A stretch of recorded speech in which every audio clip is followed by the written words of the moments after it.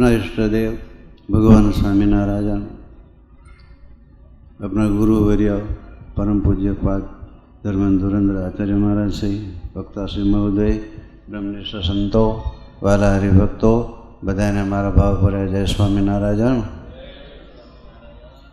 भक्तजनों बहु वधारे कहूँ नहीं, जो अपना इष्टदेव भगवान स्वामीनारायण घनश्याम महाराज रूपे बिराजे छे, गुरुवर्य आचार्य महाराज से ब्रह्मनिष्ठ संतो, दिव्य सभा भक्तजनों, अक्षरधामनी दिव्य सभा है। दिव्य वातावरण में जो आज 6 दिवस पूरा थी गया, मैंने बहु आनंद थो। 6 वक्ताओं हैं, 6 दिवस तमने खबर पड़ी, 6 वक्ताओं हैं, 6 दिवस ने कथा सांभळावी, ख्याल है ने तमने? याद राखशो हो। 6 वक्ता आवती काले हवे नवा बेसनारा है कि खबर नहीं मने। 6 दिवसना 6 वक्ताओं खूब कथा सांभळावी, बहु आनंद थो। अने साची ओरिजिनल आँकने ओरिजिनल बातों थाय हो, मनमुखी बातों न थाय, ओरिजिनल समझो। भगवान स्वामीनारायण अपना इष्टदेव है, एने आधारे सुखिया छे, एमनी सेवा में अत्यारे छे ने रहेवुं छे। सेवा में स्वामीनारायण भगवान ने ओळखजो, एनु सुख भोगवानुं है। भगवान ने ओळखशे नहीं ने तो दुख जाशे नहीं अपना। हमणां भगतजी घणी बात करी गया, जुदी जुदी बात करता जो भगवान छे ने, भगवत तत्व एक छे ई तमने खबर हशे। भगवाननुं स्वरूप एक छे, एना रूप पाछा अनेक छे। शास्त्र में तमे उतर्या हो तो खबर पड़े, भगवानना रूप अक्षरधाम में भगवान अवतार धारण करे, रूप धारण करे, एटले एने ड्रेस लेवो पड़े। ड्रेस आ भगवानना जुदा जुदा रूप छे, ए ड्रेस छे भगवानना। तमे जुदा जुदा कपड़ा पहरो ने, जुदा जुदा ड्रेस धारण करो ने, तमे तो एक ना एक छो। तमे घर में रहता हो तो तमारुं नाम जुदू जुदू होय, समझे ने? मम्मी ने डेडी ने कहे, बारे निकलो तो तमने वरी बीजा के भाई भाई कहे न के, ऑफिस में तमने साहेब साहेब कहे, तो तमे अलग छो। भगवान छे ना, धामना धामी पुरुषोत्तम नारायण, सर्व अवतार ने धारण करनारा सर्वोपरि धामस्थ आँख ने आवे ने रूप ले जुदा जुदा। रूप अनंत छे, रूप थी भगवान अनंत छे, नाम पण अनंत छे, एना चरित्र अनंत छे, महिमा अनंत छे, पार नहीं पमी सको। पोते एकनु एक स्वरूप छे एनु। ए समझवाने माटे शास्त्र में ऊंडा उतरो तो थाय। घणी वखत अमारा भेख में ने तमारा हरिभक्त में व्यक्ति ने वेचायेलो माणस समझे कई नहीं, एक व्यक्ति नो वेचायेलो होय। आपे तो स्वामीनारायण वेचायेला, व्यक्ति ने वेचावाना नहीं। जुदी जुदी मनमुखी बातों सांभळी अने जुदो जुदो भगवान ने छे एक ज तत्व, एक ज भगवान स्वरूप, ए स्वरूप ने भिन्न करी नाखे। भगवान स्वामीनारायण अपना स्वरूप पर घनश्याम महाराज रूपे बैठा है, तो तमने घनश्याम महाराज गमे छे?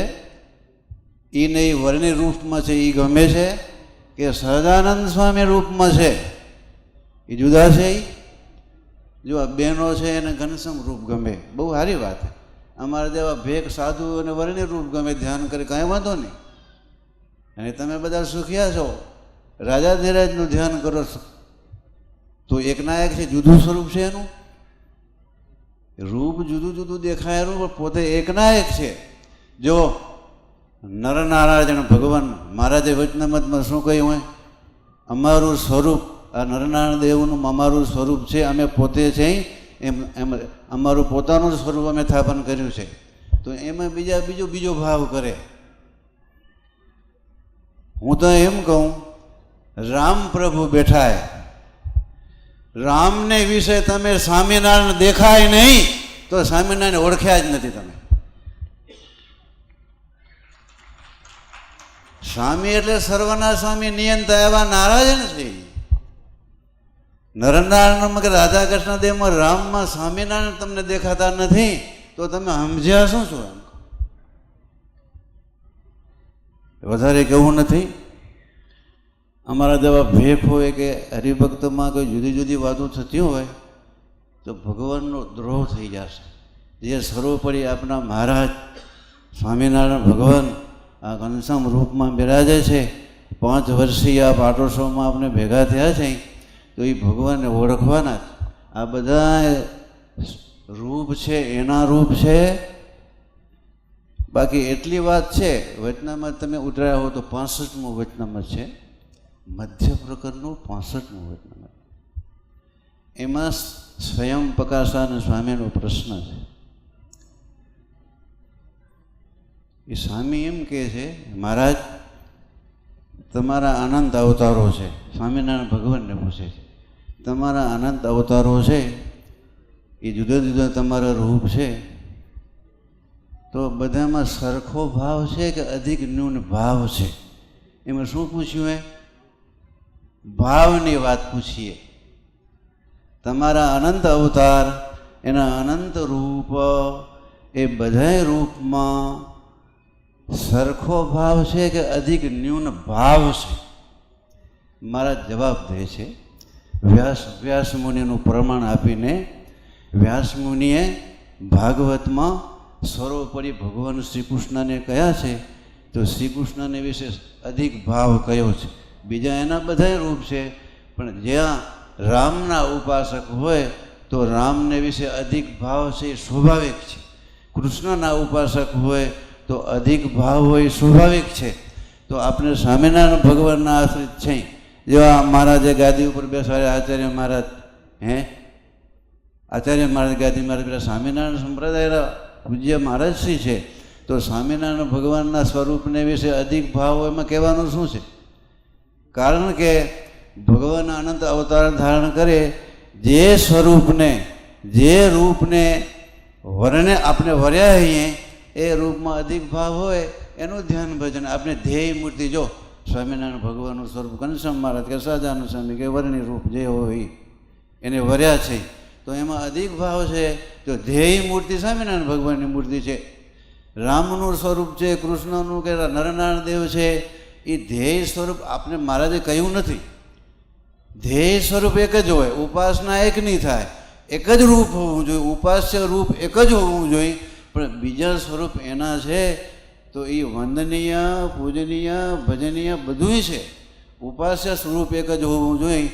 તો અધિક ભાવની મારે જે વાત કે અવતારો બધા સરખા, ભાવમાં અધિક ન્યૂનતા છે એ છે. તો વચનામૃતમાં તમે ઊંડા ઉતરો તો મહારાજની વાત બધી સમજાઈ જાય. બાકી બીજા વાતું જુદું જુદું થતું થાય, જુદું જુદા વાતું તમે નિર્ણય લઈ લો તો ન થાય.